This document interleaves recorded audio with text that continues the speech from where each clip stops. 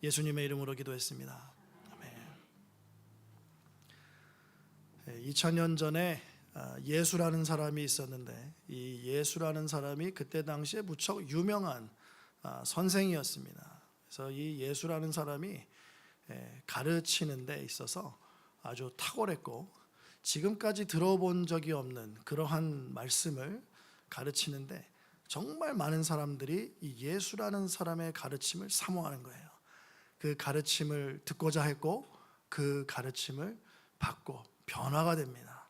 정말 많은 사람들이 이 예수라는 사람의 가르침을 듣고 받고 배우고 실천하면서 많은 사람들의 인생이 변화가 됐고 이 예수라는 사람의 가르침이 지금까지도 많은 사람들의 인생을 변화시키고 있습니다.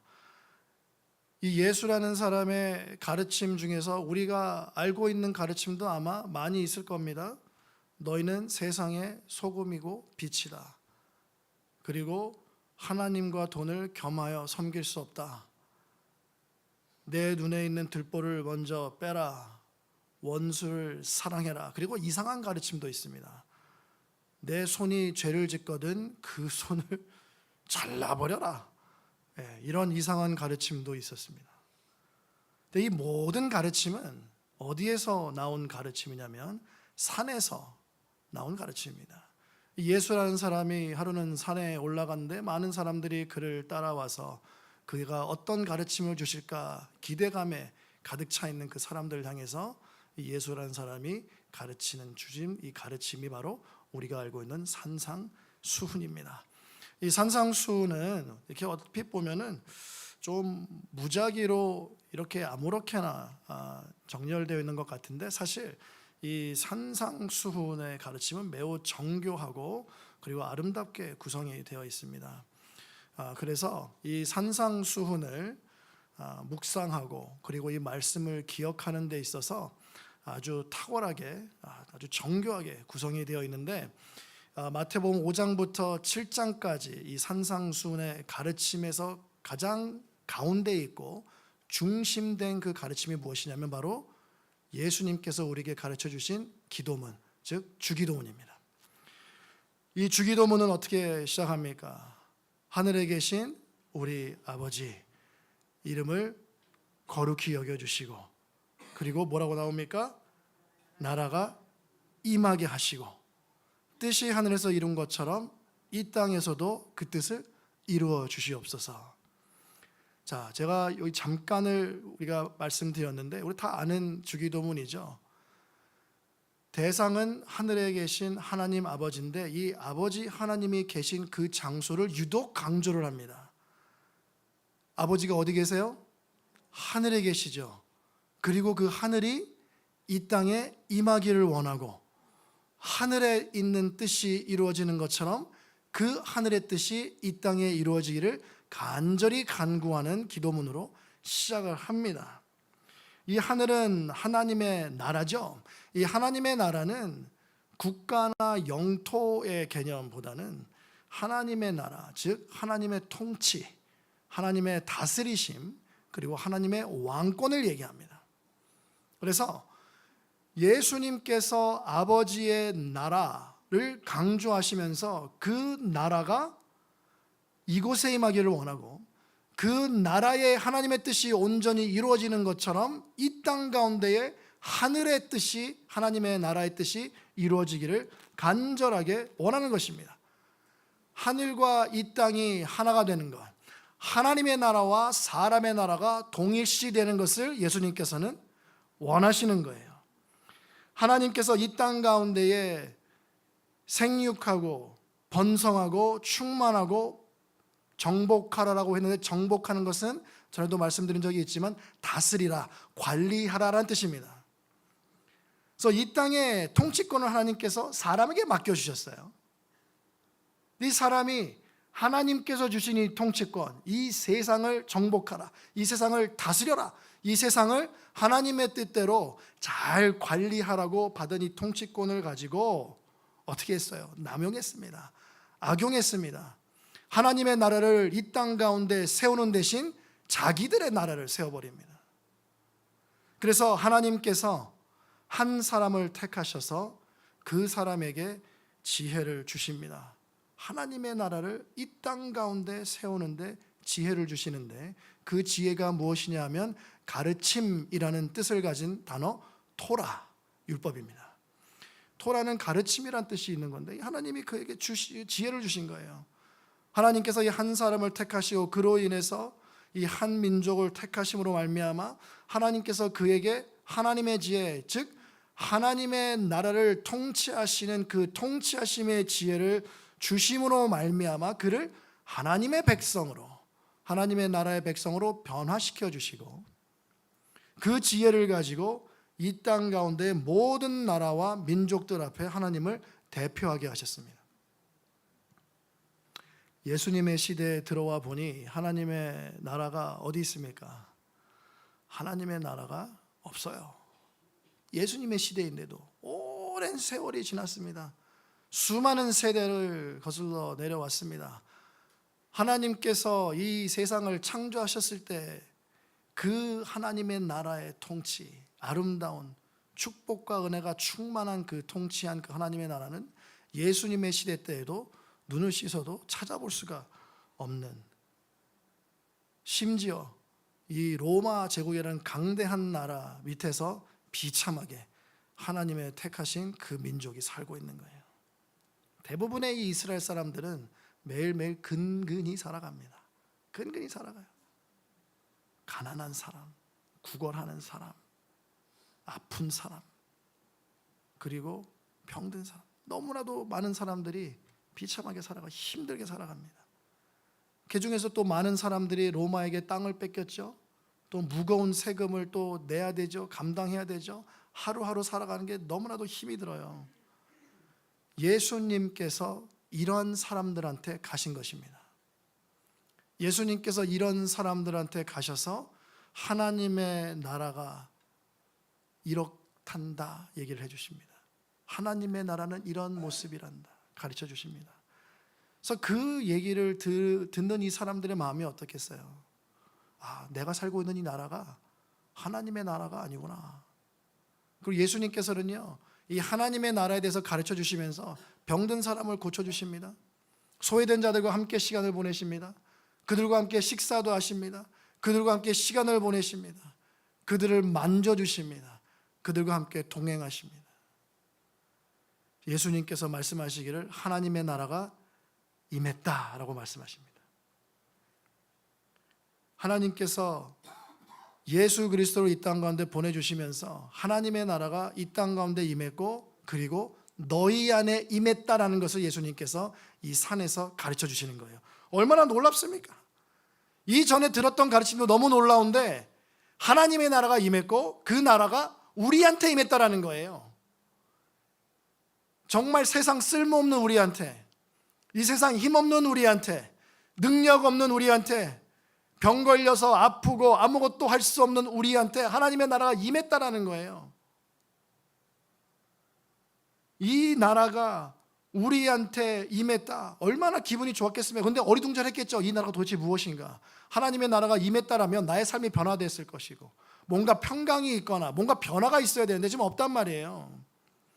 근데 예수님께서 하나님의 나라가 임했고 이 나라가 너에게 임했다라고 말씀하시면서, 오늘 말씀 이전에 산상순이 5장부터 시작이 되는데 이 가르침을 어떤 단어로 시작하냐면, 우리나라 번역이 좀 아쉬워요. 여기에서 첫 번째 단어가 뭐냐면 복이 있다랍니다.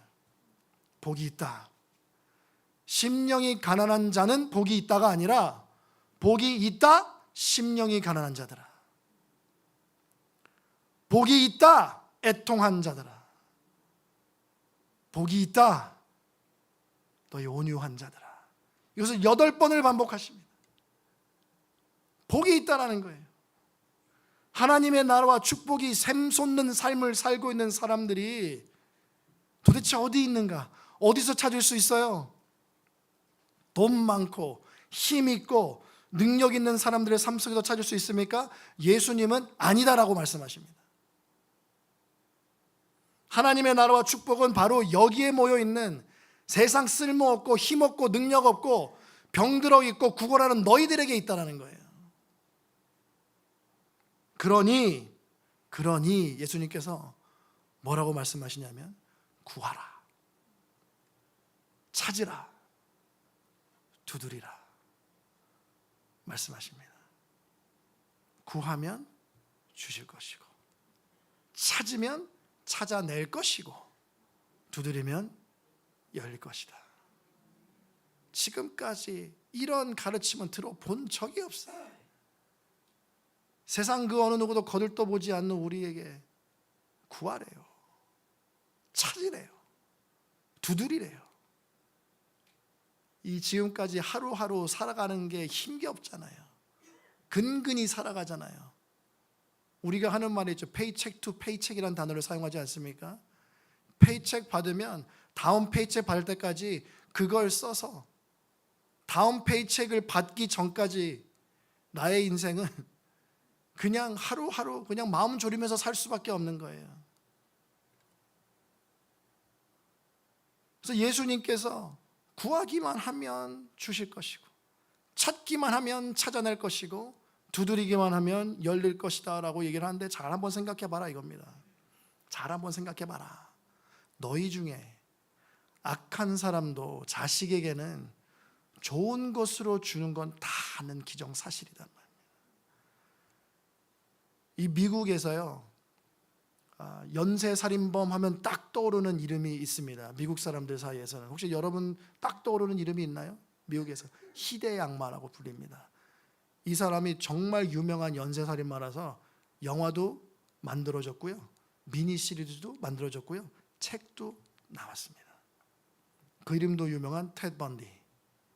70년대에 젊은 여자들, 힘없는 여자들, 심지어 어느 정도 어린 여자까지 죽였냐면 12살짜리 어린 소녀도 납치해서 무자비하게 죽였습니다.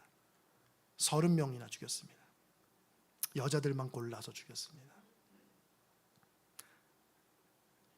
이 사람이 잡혀서 1989년도에 사형을 당하는데요, 사형당하기 전에 하고 싶은 마지막 말, 유언을 하게 하잖아요.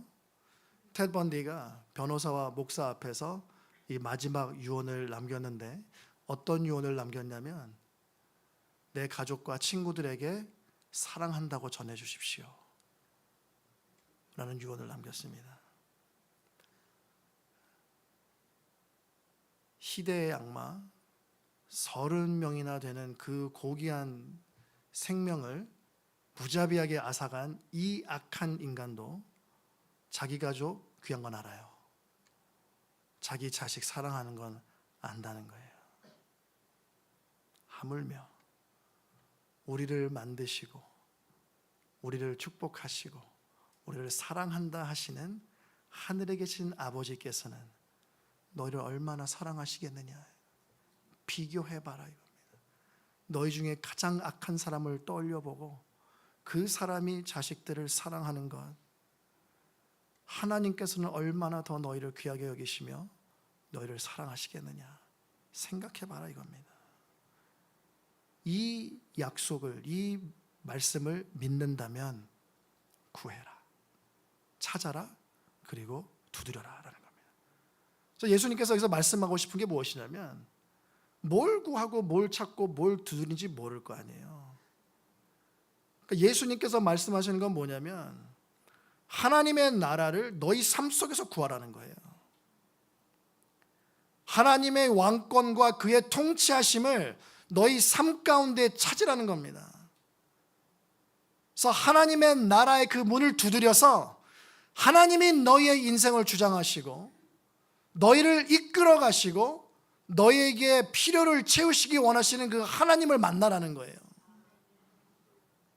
이 세상 만물을 창조하시고 너를 사랑하시는 그 하나님께서 너희의 구하는 것을 다 주실 것뿐만이 아니라 이 모든 것을 다 더해 주실 것이라고 예수님께서 말씀하시는 거예요.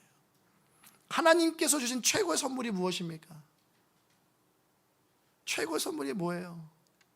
그의 아들 아닙니까? 저는 제 딸 줄 수 없어요. 생명과도 같은 딸이기 때문에 줄 수 없습니다. 누구를 대신해서 십자가에 내준다? I am sorry. 뭐 십자가 지식이 되겠군요. I'm sorry. 내 딸의 생명은 당신 것보다 조금 더 귀하기 때문에 우리 뭐 하늘나라 가서 봅시다. 그 정도는 되겠죠. 기도할게요. 그 정도는 되겠죠. 근데 내 자식을 누군가를 대신해서 내준다? 상상도 안 합니다. 생각조차 하지 않습니다. 근데 하나님께서는 이미 태초부터 계획하셨어요. 죽을 수밖에 없는 이 모든 인류를 위해서 하나밖에 없는 아들 예수 그리스도를 내어주시기로 이미 계획하셨단 말입니다. 그것보다 큰 선물이 어디 있겠습니까?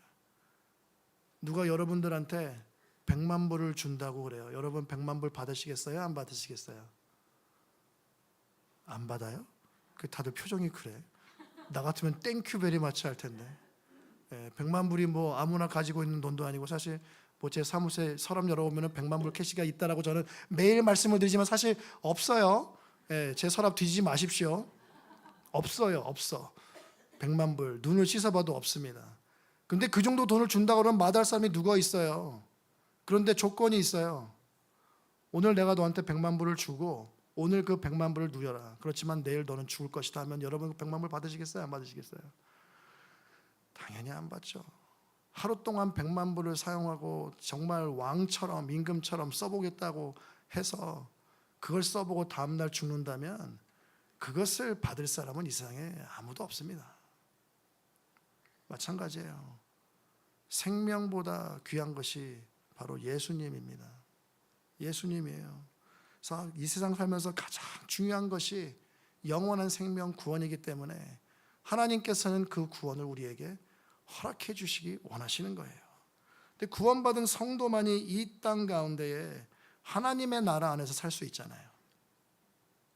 구원받은 성도만이 하나님의 나라에서 살고 그 나라를 누릴 수가 있단 말입니다. 그게 무슨 말이냐면 천국의 복을 이 땅 가운데서 누릴 수 있다는 얘기예요. 천국에 가면 눈물도 없다고 그러죠. 아픔도 없다고 그러죠. 죽음도 없다고 그러죠. 길은 막 금으로 깔려 있죠. 생명수가 흐르죠. 얼마나 좋습니까? 그러면 우려가 있겠어요? 근심이 있겠어요? 걱정이 있겠어요? 근심이 있겠어요? 없죠. 오늘 빌립보서 말씀 보니까 근심의 근심을 면하게 하실, 사도 바울이 고백하잖아요.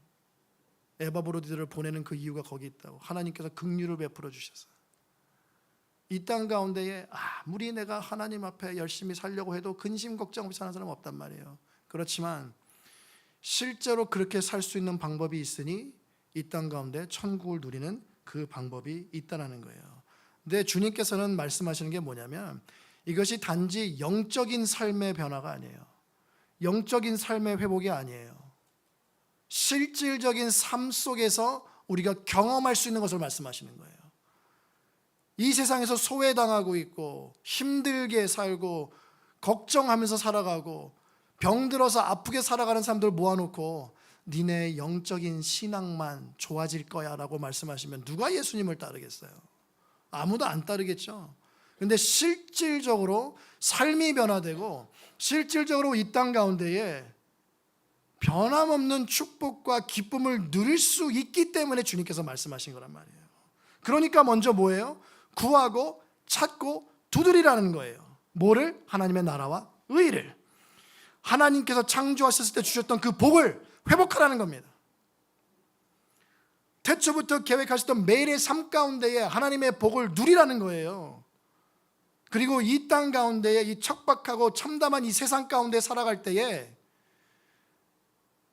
하나님의 나라와 그의 의, 하나님의 그 통치와 왕권을 내 삶 가운데서 구하고 찾고 두드리면 실질적으로 이 땅 가운데에 하나님의 그 천국의 통치하심 아래서 기뻐할 수 없는 상황 가운데 기뻐할 수 있고 감사할 수 없는 상황 가운데 감사할 수 있고 내가 능동적으로 내 인생을 펼쳐나가면서 주님과 함께 표대를 향해서 동행할 수 있다는 얘기입니다. 얼마나 주고 싶었으면 예수님께서 7절에 말씀하시고 8절에 또 말씀하세요. 얼마나 주고 싶었으면. 두 번 연달아 말씀하세요. 우리 예수님 치매에 있어서 두 번 말씀하신 게 아니에요. 얼마나 주고 싶으셨으면 두 번 말씀하시냐고요. 여러분 어제 점심 드셨어요? 저는 맛있게 먹었습니다. 어저께 상담 다 하시고 또 어떤 분이 지갑을 통 크게 여셔갖고 간짜장을 먹었는데 얼마나 맛있던지. 간짜장만 먹은 게 아니에요. 깐풍새우도 먹었어요. 눈을 살짝 돌리니까 탕수육도 있더라고. 이 가게 축복해야 돼요. 서비스로 깐풍기를 다 주네. 깐풍기도 먹었어요. 만두도 먹고 엄청 먹었어요. 배가 너무 불러갖고 정말 배를 툭툭 치면서 만족해했습니다. 어저께 다 점심 드셨는데 오늘 점심 드실 건가요? 어저께 먹었으면 됐지 왜 또 먹어? 우리 김수경 권사님께서 이렇게 하셔갖고 드시는 건가요? 물론 맛있어요. 그렇죠. 어저께 먹었는데 왜 또 먹어요? 우리는 다 알죠. 어제 먹은 건 어제 살기 위한 에너지를 얻기 위해서 먹은 거예요. 오늘 예배 끝나고 먹을 건 오늘 우리가 활동해야 되니까 그 에너지를 얻기 위해서 먹는 거예요. 그래서 예수님께서 제가 봤을 때는 두 번 연속으로 연달아서 반복해서 말씀하신 이유는 너희가 매일매일 먹는 것처럼 매일매일 구하라 입니다. 어제 구하고 찾고 두드렸어? 오늘도 구하고 찾고 두드리란 얘기예요. 매일매일 하라는 거예요. 우리가 육신을 위해서 매일매일 먹을 걸 구하고 찾고 냉장고 문 두드려서 음식 꺼내서 먹는 것처럼 우리의 영적인 풍성함을 위해서 이 땅 가운데 하늘의 그 하나님의 나라를 누리기 위해서는 구하고 찾고 두드리라는 얘기예요. 자발적으로 주님 앞에 나가요. 능동적으로 패배자로 살아가지 말라는 거예요. 넘어져 있지 말라는 거예요. 오직 의인은 몇 번 넘어져요. 7번 넘어져도 다시 일어나는 거예요. 그래서 예수님께서 그들에게 구하라라고 말씀하신 것은 그들의 삶 가운데 결핍이 있기 때문에 그러신 거예요. 찾으라라고 말씀하신 것은 잊어버린 게 있기 때문에 말씀하신 거예요. 두드리라라고 말씀하신 것은 그들의 인생에 막혀있는 그 어둠 가운데 눌려있기 때문에 주님께서 두드리라고 말씀하신 거예요. 간절하게 말씀하셨을 것 같아요. 그래서 구하고 찾고 두드리는 것을 멈추고 그 멈춘 것이 지속되잖아요.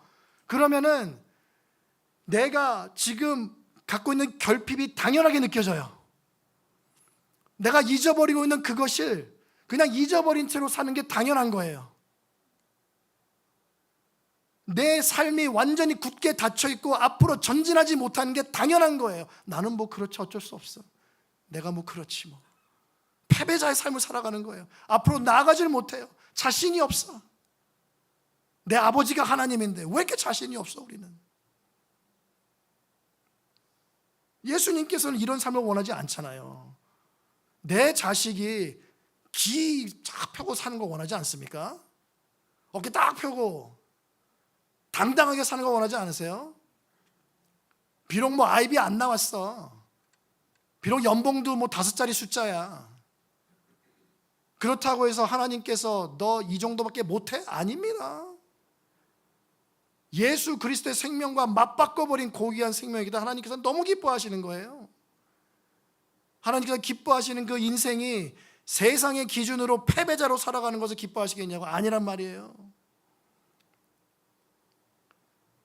그래서 하나님께서는요 영적인 에너지를 가지고 실제의 삶을 나가라는 거예요. 구하고 찾고 두드려라. 12절입니다. 그러므로 남에게 대접을 받고자 하는 대로 너희도 남을 대접하라. 이것이 율법이고 선지자라. 성도님들 중에서 세상 모든 성도들입니다. 세상의 모든 성도들 중에서 매일매일 구하고 찾고 두드리는 성도들이 있겠죠. 안 그러는 성도들이 훨씬 더 많겠죠. 성도들은 뭐 아는데도 안 구한다 치고 예수님을 모르는 사람들은 모르기 때문에 구하고 찾고 두드리는 것 자체가 불가능해요. 그렇지 '뭘 구할지 뭘 찾아야 할지 뭘 아무것도 몰라요. 그 사람들은.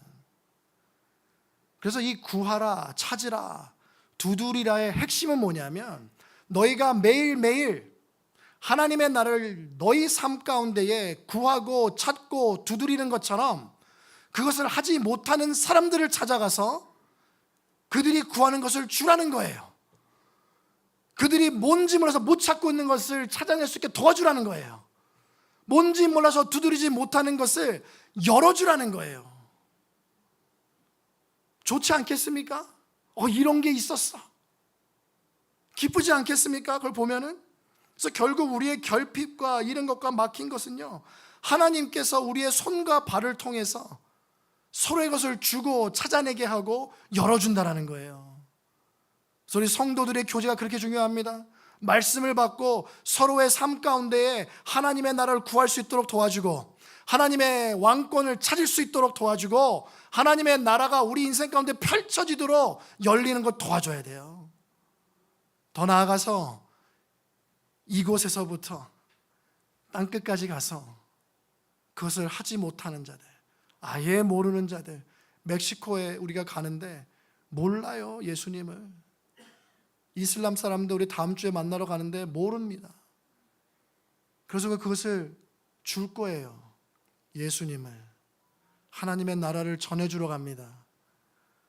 그리고 하나님의 나라가 이렇게 좋은 거야, 예수님은 이렇게 좋으신 분이야, 너를 이만큼 사랑하시고 너무너무 사랑하셔서 너희의 죄를 다 감당하시고 죽으셔서 너희 죄값을 다 치르셨단다. 그 정도로 너를 사랑하신단다.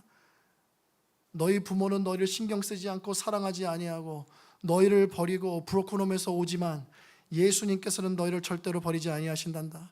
너를 절대로 떠나지 아니하신단다. 너를 지금도 가슴에 품고 사랑하신단다. 그 스토리를 전하러 가는 거예요. 사랑하러 가는 겁니다.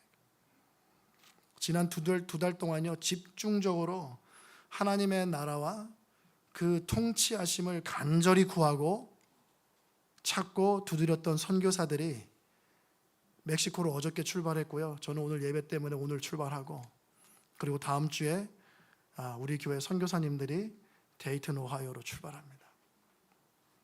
늘 구하고 찾고 두드리지만 집중적으로 구하고 찾고 두드렸어요.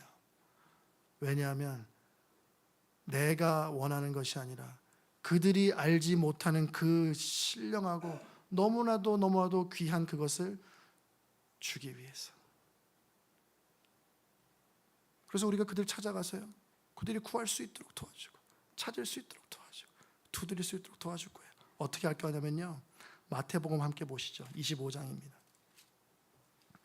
마태복음 25장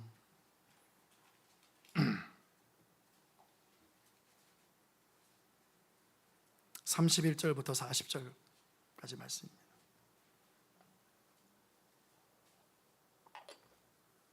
우리가 이렇게 할 거예요. 인자가 자기 영광으로 모든 천사와 함께 올 때에 자기 영광의 보좌에 앉으리니 모든 민족을 그 앞에 모으고 각각 구분하기를 목자가 양과 염소를 구분한 것 같이 하여 양은 그 오른편에 염소는 왼편에 두리라. 그때에 임금이 그 오른편에 있는 자들에게 이르시되 내 아버지께 복받을 자들이여 나와 장세로부터 너희를 위하여 예비된 나라를 상속받으라. 내가 줄일 때에 너희가 먹을 것을 주었고 목마를 때에 마시게 하였고 나그네 되었을 때에 영접하였고 헐벗었을 때에 옷을 입혔고 병들었을 때에 돌보았고 옥에 갇혔을 때에 와서 보았느니라.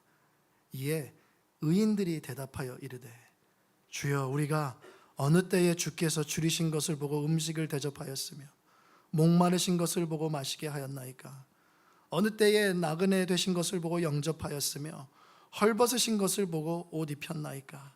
어느 때에 병드신 것이나 옥에 갇히신 것을 보고 가서 배웠나이까 하리니 임금이 대답하여 이르시되 내가 진실로 너희에게 이르노니 너희가 여기 내 형제 중에 지극히 작은 자 하나에게 한 것이 곧 내게 한 것이니라 하시고. 아멘. 이거 하러 가는 거예요. 예수 그리스도의 그 복음을 그걸로 예쁘게 포장해서 그들을 섬겨줍니다. 밥 먹여주고 옷 입혀주고 병도 고쳐주고 안경도 새로운 걸로 껴주고 침도 놔주고 함께 춤도 추고 함께 노래도 하면서 가장 세상에서 소외된 사람들이 누구예요? 예수님을 모르는 사람들입니다. 그 사람들을 찾아가서 나눠줄 거예요. 그래서 하나님의 나라와 그의 왕권이 세워지고 회복시키기 위해서 구하고 찾고 두드리는 선교에 여러분들 다 동참하시기 바랍니다.